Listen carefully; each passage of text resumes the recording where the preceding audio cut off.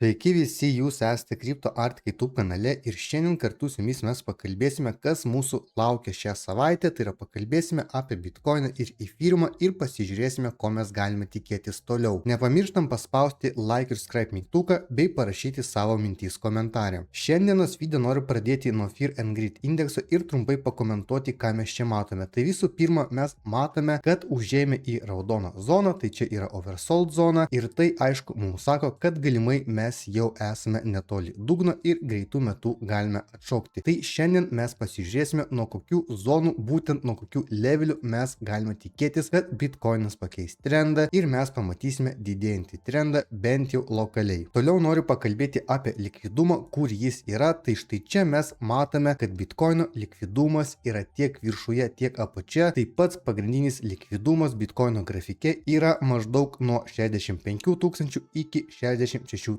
tūkstančių dolerių, o viršuje mes matome, kad yra maždaug nuo 69 tūkstančių iki 72 tūkstančių dolerių. Šiandien mes pakalbėsime tiek lokaliai, tiek globaliai, kaip Bitcoinas atrodo ir ko mes galime tikėtis būtent šią savaitę. Tai mes pradėsime nuo Bitcoino lokalaus grafiko. Kas nežinote, ką reiškia lokalus grafikas, tai reiškia, kad mes turime mažesnius timeframe'us ir matome tik lokalią situaciją. Jeigu mes įsijungtume vienos dienos timeframe grafiką arba savaitinį timeframe grafiką, tai mes matytume globalų vaizdą ir tai jau nėra lokalus grafikas. Taigi, ką mes dabar matome? Mes matome, kad Bitcoinas grįžta prie šitos zonos ir buvo vienas bandymas ją pramušti, buvo nedidelis atšokimas ir vėl mes bandome pramušti. Jeigu mes įsijungsime vienos valandos timeframe grafiką, tai mes matome, kad šitos zonos apatinė riba sustabdė kritimą, čia yra lokalus kritimas, buvo atšokimas ir dabar mes vėl grįžtame. Jeigu mes pamatysime štai tokį vaizdą, mes eisime testuoti štai šitą levelį, kuris yra maždaug ties 65-700 dolerių. Ir mes grįžtame prie mūsų 4 valandų timeframe grafiką ir mes matome, kad štai čia yra akivaizdus kanalas ir jeigu mes pramušime štai šito kanalo ribą, tai yra apatinė riba, mes keliausime maždaug iki 62 tūkstančių dolerių palaikymo levelio. Ir dabar, aišku, mes neturime labai aiškios krypties, mes tiesiog turime konsolidaciją, turime šoninį judėjimą, kitaip tariant kanalą, kuriame mes ir judame. Jeigu mes išeisime į viršų, tai reiškia pas mus bus didėjantis trendas, jeigu mes eisime į apačią, tai mes turėsime mažėjantį trendą. Kol kas Bitcoinas atrodo silpnai ir aš sakyčiau, kad pas mus yra didesnė tikimybė eiti dar žemiau ir pratestuoti žemiau esančius palaikymus. Prieš tęsiant šitą video toliau, noriu dar kartą priminti, kas neturite VEX paskyros, tai aš rekomenduoju jums susikurti pagal mūsų duotą nuorodą ir būtinai pasitikrinant, kad būtų įrašytas referral code žodis Arktika. Kodėl jums reikia būtinai įvesti referral code žodis Arktika? Nes jūs gausite daug įvairiausių bonusų nuo mūsų. Pats pagrindinis bonusas nuo mūsų, tai lygiai po 24 valandų jūs gaunate VIP2 statusą, tai reiškia, jūs turite mažesnius komisinius mokesčius ir kuo daugiau prekiaujate, tuo daugiau sutaupote ant komisinių mokesčių. Na ir štai čia jūs matote, kokius jūs bonusus dar galite gauti, tai čia nieko sunkaus daryti nereikia, tiesiog atliekate šitus žingsnius ir jūs galite gauti štai tokius bonusus. Taip pat noriu pasakyti, kad mes bandome visą laiką gauti kuo didesnius bonusus jums. Mes prašome VEX komandos, kad kurtų naujus eventus, kad duotų kuo daugiau bonusų, kas užsiregistruoja pagal mūsų duotą nuorodą. Gali kilti klausimas, kur jūs galite atsimti tos bonusus. Tai viskas yra paprasta, jūs paspaudžiate registracijos nuorodą, kurią rasite šio video aprašyme, pasitikrinkite, kad tikrai būtų įrašytas referral code žodis Arktika ir tada, kai jūs užeisite savo paskyrą, jūs galėsite atsimti bonusus. Taigi jūs matysite štai tokį vaizdą, spaudžiate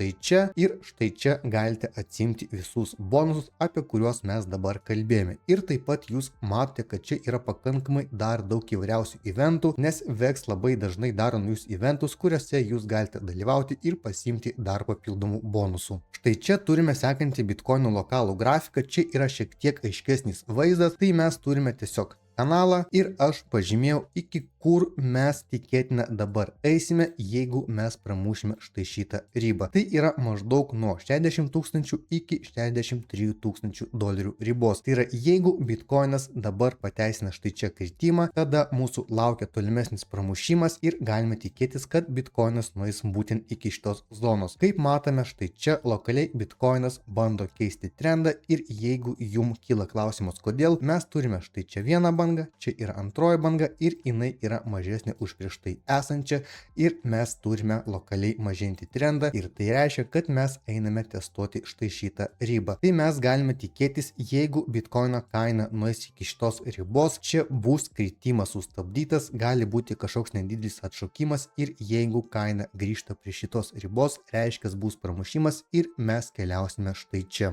Štai čia turime sekantį bitkoino grafiką, tai apie šitą grafiką aš esu keletą kartų kalbėjęs ir mes turėjome labai aišku pasipriešinimo levelį, nuo kurio mes gavome rejectą. Čia buvo savotiškas dvigubas pasipriešinimas, nes mes matome, kad čia ėjo trendo linija ir štai čia mes turėjome mūsų pasipriešinimo levelį, nuo kurio mes gavome reakciją. Tai yra visų pirma, štai čia sustojo augimas ir mes jį rejectinom ir keliaujame žemiau. Taip pat mes galime čia žiūrėti ir kitą modulį, tai aš ištrinsiu vieną trendo liniją ir štai čia mes galime nubražyti štai tokią trendo liniją ir mes matome, kad būtent štai čia vyksta kainos spaudimas, mes tiesiog judame bangom, tai yra mažėjančiom bangom, čia yra pirmoji mūsų banga, čia yra antroji banga, čia yra trečioji banga ir matome, kad bangos mažėja ir bando spausti štai šitą palaikymo levelį ir jeigu mes jį pramušime, tai aš jums rodžiau, iki kur mes galime eiti toliau. Jeigu kalbam trumpai apie gapą, tai mes matome, kad štai čia dar vis neuždarytas gapas ir jo viršutinė riba yra maždaug ties 84 tūkstančiais dolerių. Aš manau, kad mes dar nueisime šiek tiek žemiau prieš bandant uždaryti štai šitą gapą. Kol kas bitkoinas atrodo tikrai pakankamai silpnai ir lokaliai mes galime bent jau kažkiek pakristi ir protestuoti žemiau esančius palaikymus. Jeigu mes atsidarysime bitkoino savaitinį grafiką, aš noriu atkreipti jūsų dėmesį į štai šitą palaikymo zoną. Tai jinai prasideda maždaug nuo 53 tūkstančių dolerių ir tęsi iki 58 tūkstančių dolerių. Tai mes turime labai aiškę palaikymo zoną, kuri yra susiformavusi savaitinėme grafike ir jeigu mes dabar pramušime lokalius palaikymus, tai tikrai mes turime tikimybę nueiti iki čia ir noriu pasakyti, kad štai čia mes galime tikėtis bent jau kažkokio atšokimo, kaip minimum tikrai bus sustabdytas kritimas ir štai čia mes galime bandyti ieškoti entry taškų į long poziciją ir pasiimti štai šitą atšokimą. Čia yra tinkama strategija tiems, kas nori pagauti dugną, užsiimti gerą entry tašką ir bandyti tempti bent jau iki ten, kur pas mus yra gapas ir tai yra maždaug 84 tūkstančių riba, tai mes galime ją pratesti, jinai yra štai čia. Na ir jeigu mes nukrisime iki šitos zonos, čia bus tikrai pakankamai geras augimas ir tai sudarys maždaug apie 50 procentų, kad uždaryti gapą. Mes žinome, kad rinka bet kokiu atveju juda bangom, tai yra štai taip ir mes galime pamatyti dabar dar vieną savaitinę bangą. Tai aišku nereikš, kad mes galime eiti ir atnaujinti all-time high, bet tai reiškia, kad tiesiog mes galime suformuoti dar vieną mažėjančią bangą prieš bandant paimti štai šitą zoną. Na ir trumpai tariant, mes matome, kad štai čia yra pakankamai stipri palaikymo zona, nuo kurios mes galime atšokti, bet ir lygiai taip pat mes galime pakristi iki jos, nes aš jums rodžiau, kad mes turime kanalą ir dabar bitkoinas bando eiti testuoti kanalo apatinę ribą ir ją pramušti ir būtent iki čia mes tikrai turėtume pakristi. Na ir kaip jau visi žinote, tikrai esu kalbėjęs pakankamai daug kartų, kad bitkoinas yra savo bear marketą ir štai čia mes matome labai aiškiai sužymėta, kur yra bull marketas, kur yra bear marketas ir kiek laiko užima bull marketas ir bear marketas. Tai kol kas mes matome, kad potencialiai mes turime bear marketą iki šių metų pabaigos. Jeigu čia yra tikras bear marketas, tai mes matysime maždaug štai tokį scenarijų, tai yra čia bus kažkokia konsolidacija, bandysime eiti žemiau, čia formuosime divergence'ą ir tik tada mes keliausime į bull marketą ir pamatysime impulsą į viršų. Tai mes galime sulyginti su štai šitų bear marketų, buvo kritimas, čia buvo divergence'as ir tik tada bull marketas. Toliau trumpai pakalbėsime apie Ethereumą. Čia kaip ir viskas išlieka tas pats, tai mes formuojame štai tokį modulį, kuris vadinasi Head and Shoulders ir mes turime labai aiškias palaikymo ir pasipriešimo lokalias ribas. Visų pirma, noriu atkreipti jūsų dėmesį į štai šitą palaikymo zoną. Čia yra lokali palaikymo zona, bet mes matome, kaip jinai puikiai veikia ir praeitą kartą sakiau, kad kai mes krisime iki jos, mes galime tikėtis būtent nuo šitos zonos reakcijos ir mes pamatėme, kad buvo atšokimas ir keliavome protestuoti šiek tiek aukščiau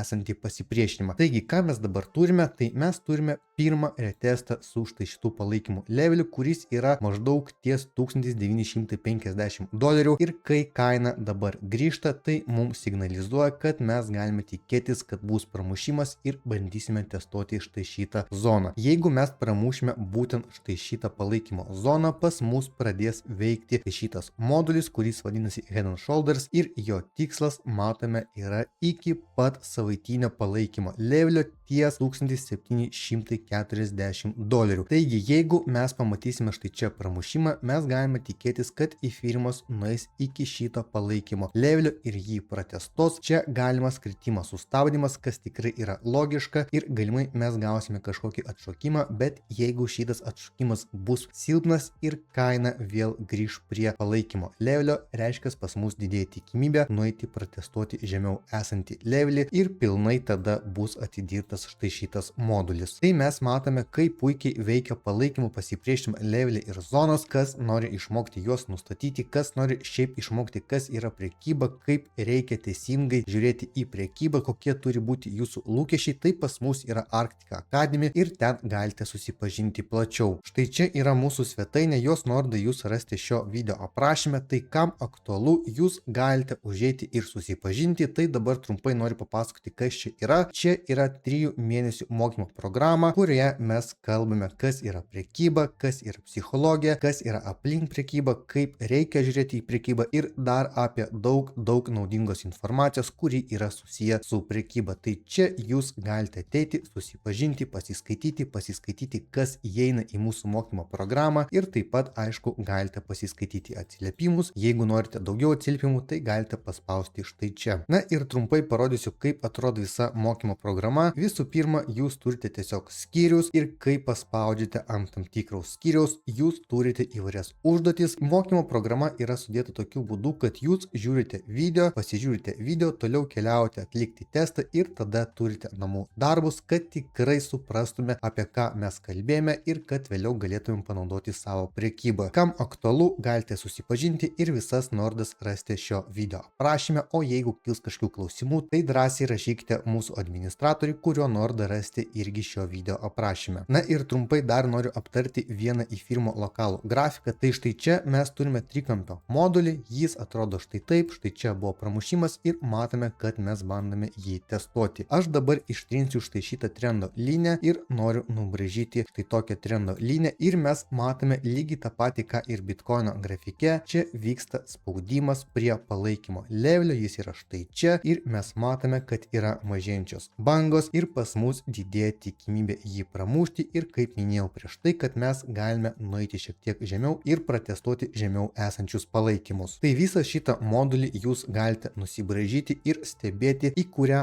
pusę bandysime pramušti ir ar suveiks būtent štai šitas kainos spaudimas, nes kol kas rinka tikrai jaučiasi sunkiai, atrodo silpnai ir tokiu metu, aišku, pas mus kainos spaudimai dažniausiai pasiteisina. Na ir jeigu trumpai kalbant apie Efyriumo gapus, tai čia yra viskas tas pats, kas ir Bitcoin grafike. Tai čia mes turime neuždarytą gapą, bet prieš jį uždarant mes dar galime pabandyti pramušti štai šitą palaikymą ir nueiti šiek tiek žemiau. Tikiuosi video jums patiko, nepamirštam paspausti like ir subscribe mygtuką bei parašyti savo mintis komentarę. Na ir taip pat visus kviečiu prisijungti prie mūsų nemokamos Telegram grupės, kurioje mes dalinamės įvairią informaciją apie kriptovaliutų rinką. Visas nuorodas jūs rasite šio video aprašyme, o jeigu jums kils kažkokių klausimų, tai drąsiai galite kreiptis į mūsų administratorių. Iki greito.